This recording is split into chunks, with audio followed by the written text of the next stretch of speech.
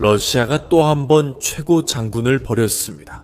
올렉 마카로비치 장군은 한때 우크라이나의 민감한 전선을 맡았지만 현재 베네수엘라에 고립되어 송환을 호소하고 있으나 모스크바는 외면하고 있습니다.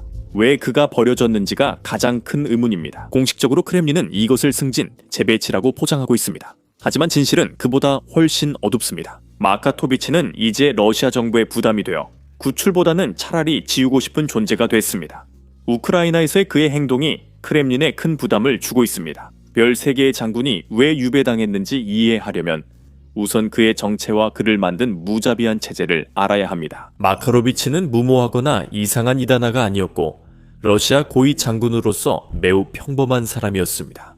그는 소련 해체 이후 군대의 전형적인 산물이었고 그를 키운 체제에 의해 철저하게 만들어진 인물이었습니다. 그 체제는 대담한 사고나 창의적인 리더십을 보상하지 않았고 오직 생존만을 보상했습니다. 그 체제는 장교들에게 승리보다 줄서기, 결과보다 복종이 더 중요하다고 가르쳤습니다. 명령 실패는 문제가 아니고 의문 제기가 문제였습니다. 그의 초기 경력은 많은 이들이 걸었던 길과 같았습니다. 그는 소련 붕괴 후에도 거의 변함없는 소련 체계에서 복무했습니다. 제복이 바뀌고 깃발이 바뀌었지만 습관은 그대로였습니다. 그의 교육은 이런 사고방식을 더욱 강화시켰습니다. 군사학교들은 무엇보다도 위계 질서와 규율에 집중했습니다. 그들은 장교들에게 명령 체계를 따르도록 훈련시켰지 그것에 도전하도록 하지는 않았습니다. 토론은 약점으로 여겨졌고 독립적인 사고는 위험으로 간주되었습니다. 그가 계급이 올라갈수록 규칙은 더욱 분명해졌습니다. 진급은 자신 아래에 있는 병사들의 성과에서 오는 것이 아니라 자신 위에 있는 사람들의 신뢰에서 오는 것이었습니다. 장교들은 신뢰할 수 있고 조용하며 상관과 보조를 맞추는 것으로 승진했습니다. 책임은 아래가 아니라 위로 올라갑니다. 그리고 마카토비치도 그 규칙을 잘 배웠습니다. 그는 체계를 깨뜨리지 않았고 오히려 완벽하게 익혔습니다. 그렇게 함으로써 그는 러시아 군대가 만들어내도록 설계된 바로 그런 장군이 되었습니다. 러시아가 우크라이나를 전면 침공할 즈음 마카토비치는 고위 장교 세대 전체를 대표하는 인물이었습니다. 이들은 개혁이 아니라 부패로 형성됐고 결과만큼 겉모습 유지에 익숙한 사람들이었습니다. 이러한 배경은 중요합니다. 왜냐하면 러시아가 우크라이나에서 실패한 것은 단 한 번의 잘못된 판단이나 무모한 명령 때문이 아니라 훨씬 더 깊고 위험한 무언가에서 비롯된 것이기 때문입니다. 이것은 실패해도 충성을 보상하고 통제의 이미지를 위협하는 순간 정직함을 처벌하는 시스템이었습니다. 문제가 나타나면 해결하기보다는 은폐되었습니다. 경고가 제기되었을 때 진지하게 받아들이기보다는 무시되었습니다. 시간이 지나면서 이러한 선택들이 쌓이기 시작했습니다. 작은 균열이 실제 손상으로 이어졌습니다. 보급선이 약해지면서 부대들은 식량, 연료, 의약품이 부족해지기 시작했습니다. 지휘체계는 경직되고 느려졌으며 실제 현장에서 벌어지는 상황과 맞지 않는 계획에 갇혀버렸습니다. 상황이 악화되자 그 체계는 조정이 불가능했고 해결 방법도 알지 못했습니다. 이런 약점들은 새롭지 않고 수년간 존재해왔던 문제였습니다. 우크라이나는 그 약점들을 부정할 수 없을 정도의 규모로 드러나게 만들었습니다. 2023년 중반 이 되자 그 압박은 더 이상 무시할 수 없는 수준이 되었습니다. 최전방 부대들은 전투에 필요한 탄약의 30-40%만을 받았다고 보고했습니다. 부상당한 병사들은 권장되는 골든 아워를 훨씬 넘겨 때로는 6시간, 8시간, 심지어 12시간까지도 후송을 기다려야 했습니다. 전체 여단이 인원의 40% 이상을 잃으면서도 전투에 계속 투입되었습니다. 이런 일들은 드문 사고가 아니라 시스템 전체가 압박에 무너지고 있다는 신호였습니다.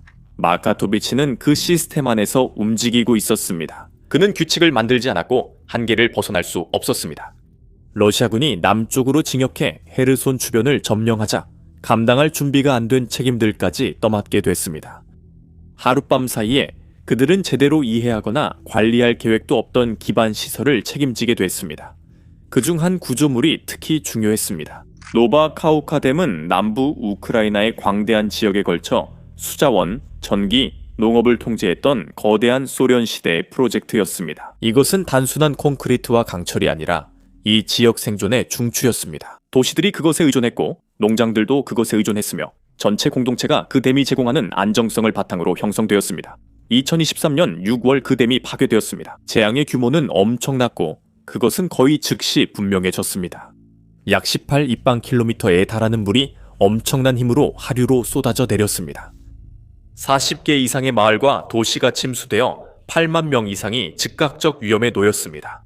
경고가 전달되기도 전에 몇 시간 만에 전체 동네가 물에 휩쓸려 사라졌습니다. 수십만 명을 먹여 살리던 농경지가 한순간에 파괴되었습니다. 홍수가 퍼지면서 지역 전역의 식수 공급 시스템이 붕괴되어 주민들은 절박하고 무방비한 상태에 놓였습니다. 물은 단순히 잔하에만 옮긴 것이 아니라 토양을 오염시키고 야생동물을 죽이며 오랜 생태계를 파괴했습니다. 물이 빠져나가도 피해는 남았습니다. 그와 함께 상류의 저수지는 갈라지고 먼지가 있는 평야로 변해 아무것도 자라지 못했고, 하류의 범람 지역은 오염과 질병이 가득한 정체된 늪지대로 변했습니다. 우크라이나는 경제적 손실이 14억 달러를 넘는다고 추산했습니다. 환경단체들은 일부 지역은 회복된다 해도 한 세대가 걸릴 수 있다고 경고했습니다. 이것은 일시적인 재난이 아니라 영구적인 상처였습니다. 러시아는 거의 즉시 책임을 부인했고 우크라이나는 똑같이 빠르게 러시아군을 비난했습니다. 독립적인 평가들은 곧 사고가 아니라 의도적인 파괴였다는 쪽으로 결론을 내렸습니다. 댐은 러시아의 통제하에 있었고 현장 접근은 제한되어 있었습니다. 그 시기는 러시아가 해당 지역에서 방어적으로 철수하던 때와 같았습니다. 논리는 지역을 범람시켜 우크라이나군 징역을 늦추고 민간인 피해는 부수적으로 여긴다는 것이었습니다. 이런 맥락에서 마카로비치의 이름이 등장하기 시작했습니다.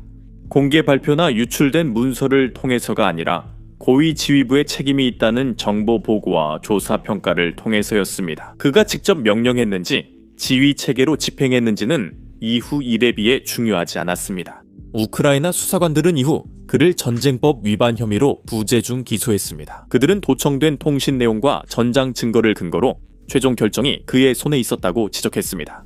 러시아에서는 아무 일도, 재판도, 강등도, 공개 설명도 없었습니다. 대신 기자나 검사, 그리고 지휘 체계를 곤란하게 만들 수 있는 질문들로부터 멀리 떨어진 해외로 조용히 전출되었습니다. 남부 전선이 교착 상태에 빠지고 헤르손이 함락된 후 마카토비치에게는 개인적으로도 분명하게도 변화가 찾아왔습니다. 러시아 군 지도부는 그를 눈에 띄지 않는 곳으로 옮기기로 했습니다.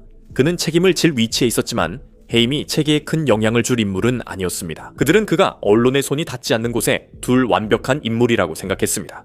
이것이 러시아 체제 피해 처리 방식입니다. 러시아 체제는 피해를 직접 맞서지 않고 옮깁니다. 이번에는 베네수엘라가 해결책이었고 서류상 임무도 그럴듯해 보였습니다. 그 임무에는 군사 협력, 훈련, 지원, 전략적 동반자 관계에 대해 언급되어 있었습니다. 목적 있고 견고해 보이는 외교적 언어로 포장되어 있었지만 실제 현장의 현실은 매우 달랐습니다. 베네수엘라에서의 임명은 진전이나 신뢰의 표시가 아니었습니다. 그곳은 일종의 대기 구역이었고 모스크바에서 충분히 멀리 떨어져 정치적 위험을 줄일 수 있는 곳이었습니다. 우크라이나에서도 충분히 떨어진 곳이었죠.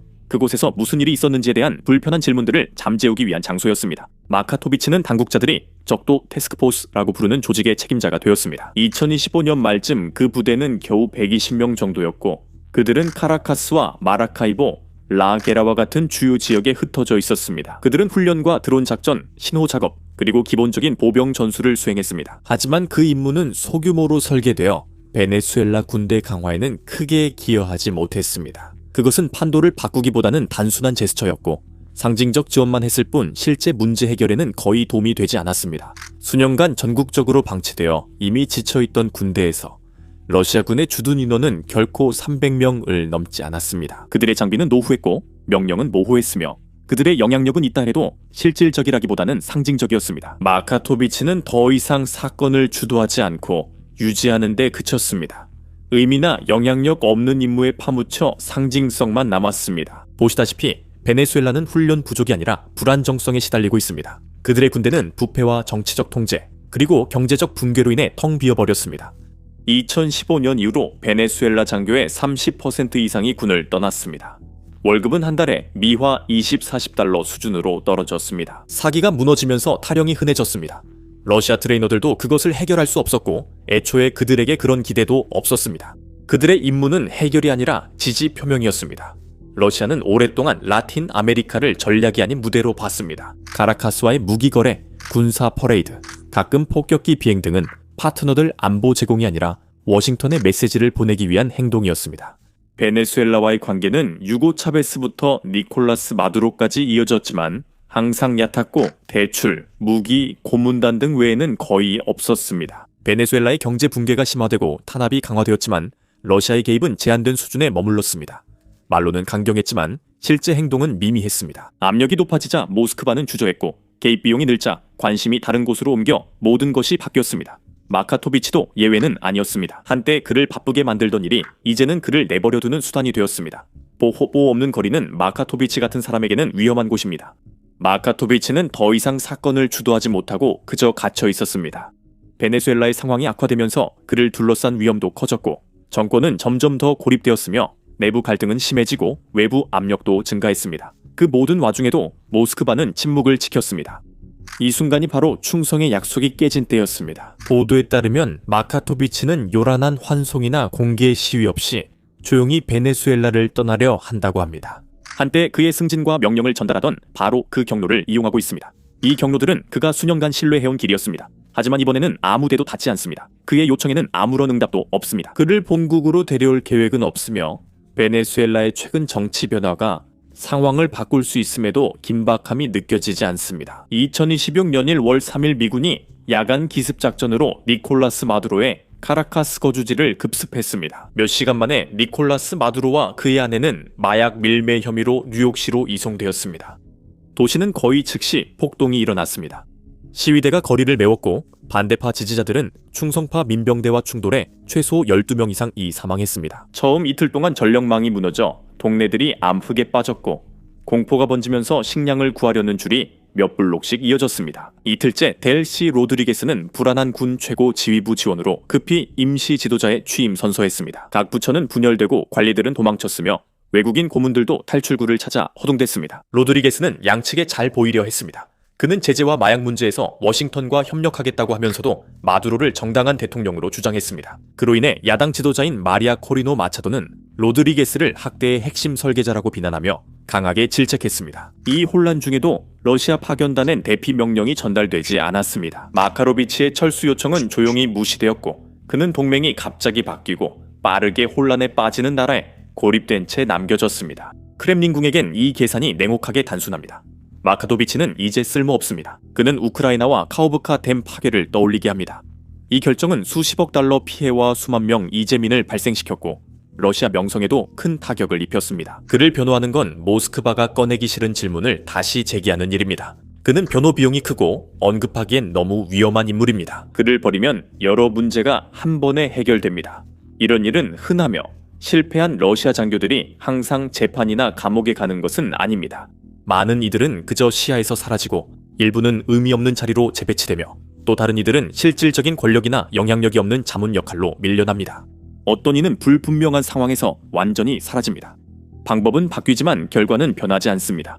시스템은 항상 자신을 먼저 보호합니다. 마카토비치의 상황에는 추가적인 위험이 따릅니다. 거리는 취약성을 만듭니다. 너무 많은 것을 알고 자신을 보호하던 시스템에 버림받았다고 느끼는 남자는 예측 불가해집니다.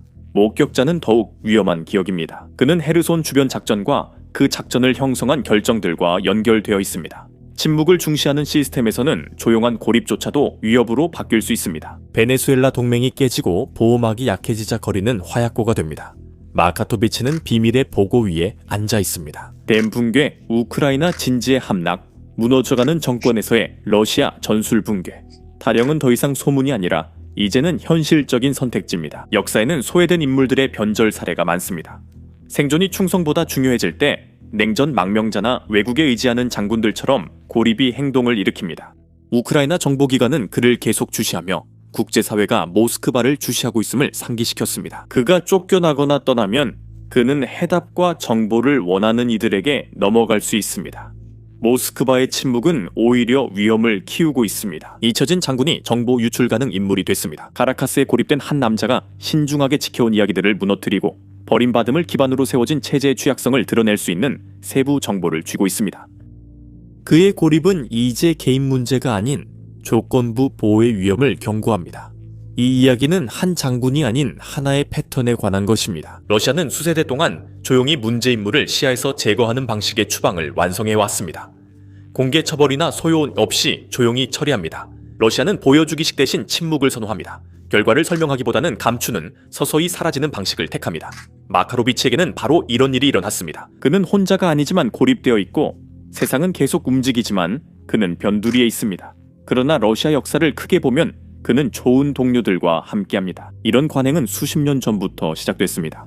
1930년대 후반 이오시프 스탈린 치하에서 이 관행은 극단적으로 잔혹해졌습니다. 스탈린은 정부와 군대 내 경쟁자를 편집증적으로 두려워했습니다. 유럽에서 전쟁이 다가오자 그는 붉은 군대 지도부를 숙청하고 장교들을 반역과 사보타주로 고발했습니다. 수천 명이 체포되어 투옥되거나 처형당했고 군 지휘부의 상당수가 교체되었습니다. 이러한 조치들은 군의 인재를 고갈시키고 독립적인 사고를 짓밟아 군대를 더욱 약화시켰습니다. 1941년 히틀러 침공 때와 제2차 세계대전 이후에도 생존자들은 여전히 안전하지 않았습니다. 베를린 최후의 공격을 이끌고 국민적 영웅이 된 장군 거르기 주코프는 미움을 받게 되었습니다.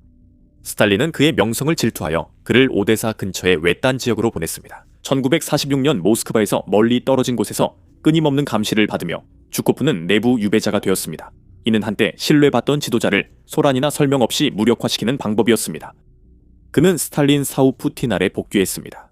그의 정보기관 경력은 조용한 유배로 이어졌고 불명예를 하는 장군들은 유배라 불리는 처우를 군복을 입고 받습니다. 그들은 먼 지방으로 보내지거나 더 이상 신뢰받지 않는다는 것을 분명히 보여주는 막다른 자리로 배치됩니다. 충성심은 중요하지만 그것이 통제를 위해 도움이 될 때만 그렇습니다. 우크라이나 전쟁은 2022년 중반까지 이 과정을 가속화시켰습니다. 초기의 좌절 이후 12명 이상의 최고 지휘관들 해임되거나 재배치되었습니다. 세르게이 세로비키는 한때 시리아에서 강경한 접근 방식으로 유명했지만 우크라이나에서 지휘를 맡은 후 반란과 연루된 혐의를 받았습니다. 2023년에 그는 전선에서 사라졌다가 주요 전투와는 거리가 먼 저명하지 않은 조정 역할로 다시 나타났습니다. 이반 포포프는 58군을 이끌면서 2023년에 공개적으로 물자 부족을 비판했습니다. 그는 해임되고 사기 혐의로 체포된 후 2025년에 다시 위험한 전선 지휘로 보내졌습니다. 알렉산드르 라피는 리만, 하르키우, 쿠르스크에서의 후퇴와 패배를 감독했습니다. 그는 2025년 9월에 해임되어 타르디스탄의 민간 자문직에 배치되었으며 그곳에서 고립되고 지휘권을 박탈당한 참전 용사들을 지원하는 업무를 맡았습니다. 그는 조용한 곳으로 옮겨졌고 이는 익숙한 논리에 따른 조치입니다. 유배는 주도성을 약화시키고 신중함을 키우며 장교들이 독립적으로 생각하기보다는 복종하도록 만듭니다. 2025년 말까지 우크라이나의 러시아군 사상자는 수십만 명에 달했습니다.